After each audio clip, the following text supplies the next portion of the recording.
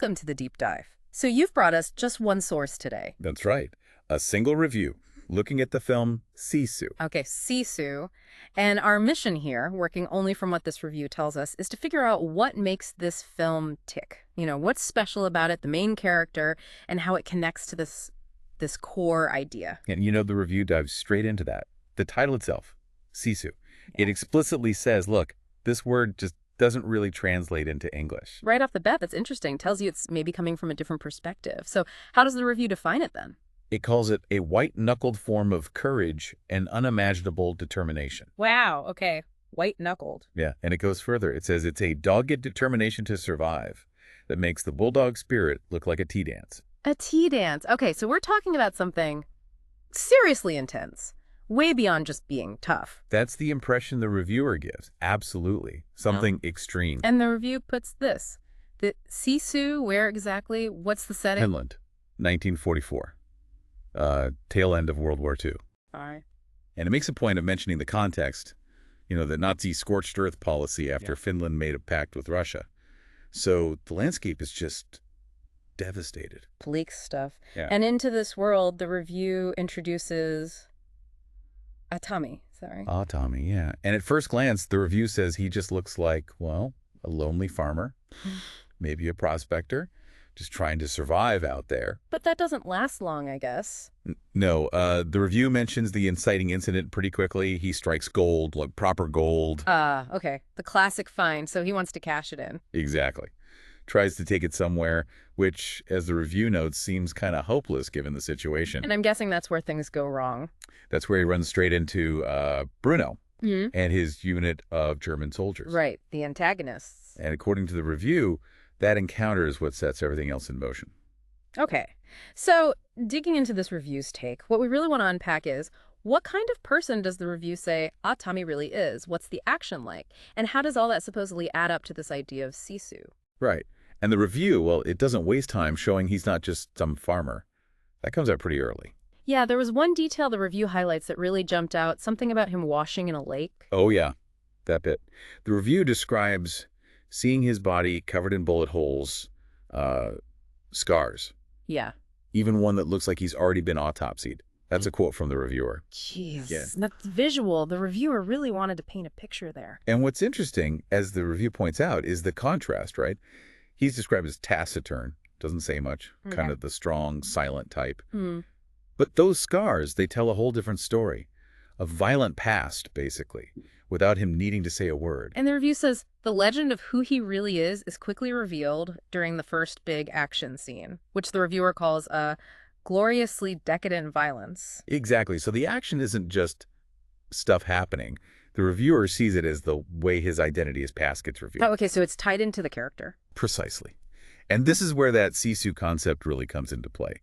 The review says the script explains early on how he has the skills and the Sisu that he does. So the backstory isn't just flavor text, according to the reviewer. It's essential to understanding why he can do what he does later. That's the argument the review makes, yeah. It justifies the almost superhuman determination he shows when facing these Germans. The review also touches on the film's style, right? Mentions chapters. Yeah, like split into chapters with these distinct titles. The reviewer calls it Tarantino-esque. Okay, Tarantino-esque. And it mentions other influences, too. Peckinpah Westerns are mentioned, you know, gritty, violent. Right. Tarantino, obviously, for maybe the structure and stylized violence. And then more modern action films like John Wick or Nobody. That's quite a mix. Peckinpah, Tarantino, John Wick. It gives you a sense, doesn't it? Suggests it's not aiming for gritty realism, maybe something more heightened, cinematic. Especially with the violence, yeah.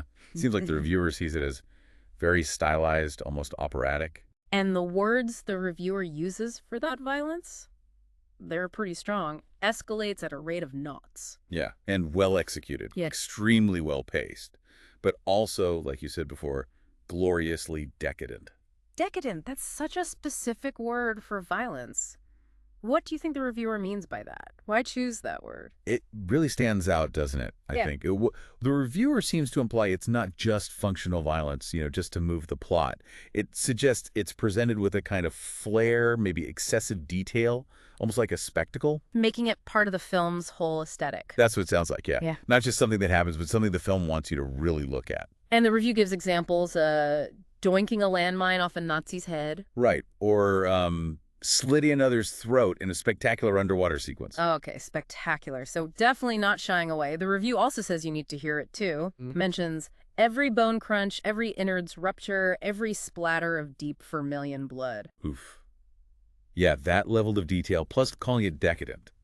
It strongly suggests the reviewer feels the film fully embraces the graphic nature. It's central to the storytelling, maybe even how it shows Atami's, his Sisu. Which loops back to Atami. How does he embody the Sisu through his actions? The review liked the lead actor's performance, Jorma Tommila. Yeah, praises his physical performance.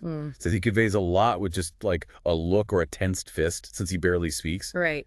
But what the reviewer really focuses on, for that unimaginable determination part, is how Atami deals with his own injuries. Oh yeah, that part was intense. Describes him patching himself up with matches and petrol. Exactly. And the reviewer quotes a line they found really key.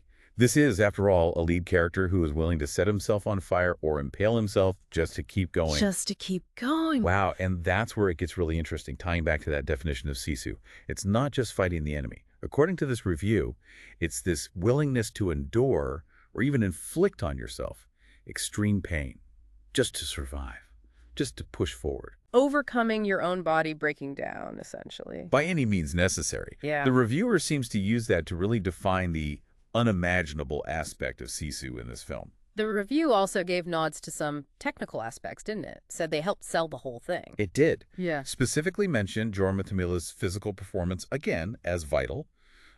Axel Henny, as Bruno, the villain, called him a perfect, steely-eyed villain. Good casting is key for that kind of face-off. Definitely. And it praised the special effects and the prosthetic makeup, said they were flawless in making that graphic violence believable, or at least visually impactful. And the sound and look. Yep. Mentioned a guttural, masculine, and raw soundtrack that apparently uses throat singing, which sounds different. Throat singing. Interesting choice. Fits the raw feel, maybe. Seems like it. And the cinematography described the Lapland setting as devastated. All dull grays, browns, blues, and blacks. Very bleak. Creating a strong mood. And the reviewer suggests that emptiness makes the encounters with the Germans even more jarring. They just dominate the frame when they show up in that desolate landscape. One thing the review notes as maybe counterintuitive is the language, mostly English. Yeah, which, as the reviewer says, seems odd for a film called Sisu, set in Finland. A Finnish word you can't translate, but they speak English. But the reviewer argues it works because, and this is a quote again, the landscape, the violence, and the look in Atami's eyes do most of the talking. Ah, okay. So the reviewer feels the core ideas, like Sisu, come across visually and through action, not necessarily through dialogue. That seems to be the takeaway. It's about the visceral experience, the visuals, the raw feeling from Tommila's performance. So if we pull all these threads from the review together, what's the final picture it paints? It calls the film 90 minutes of balls-to-the-wall chaos. And fantastically unapologetic violence. Yeah. The reviewer thinks Atami is easy to root for, the lone wolf thing we like in movies, but also says we haven't seen anything like him. So connecting that all up, the review presents a film that sounds like it's incredibly focused, just zeroed in on showing this extreme survival, this intense determination against impossible odds. And filtering it through this very stylized, very graphic lens. Right, using everything, the acting, the music, the look of it, to just hammer home that central idea, that Sisu. Okay, so bringing our deep dive into this specific review to a close, we've seen it describe a film really built from the ground up around this concept of Sisu, this almost mystical level of determination. Yeah, that unimaginable determination that's supposedly beyond translation. The review definitely highlighted the film's style, the chapters, the genre blending. And the violence. Escalating, inventive, maybe even decadent, and very graphic, according to the reviewer. And central to it all is Atami, this taciturn figure who embodies Sisu through action, not words, with Jorma Tommila's physical performance being key, as the review stresses. Plus the supporting elements the reviewer like the villain, the effects, that unique soundtrack, the bleak visuals, all serving that core story. Right. The review really paints a picture of a film just relentlessly focused on pushing survival and determination to the absolute edge. And, considering how the review emphasizes Onatomi's willingness to hurt himself, the fire, the impalement, just to keep moving, just to embody the Sisu, it leaves you with a pretty intense question, doesn't it? Definitely. Something for you to think about after hearing this. Based on this review's description, what does unimaginable determination actually look like when survival might mean intentionally harming yourself? Just how far would someone with real Sisu, as portrayed here, actually go?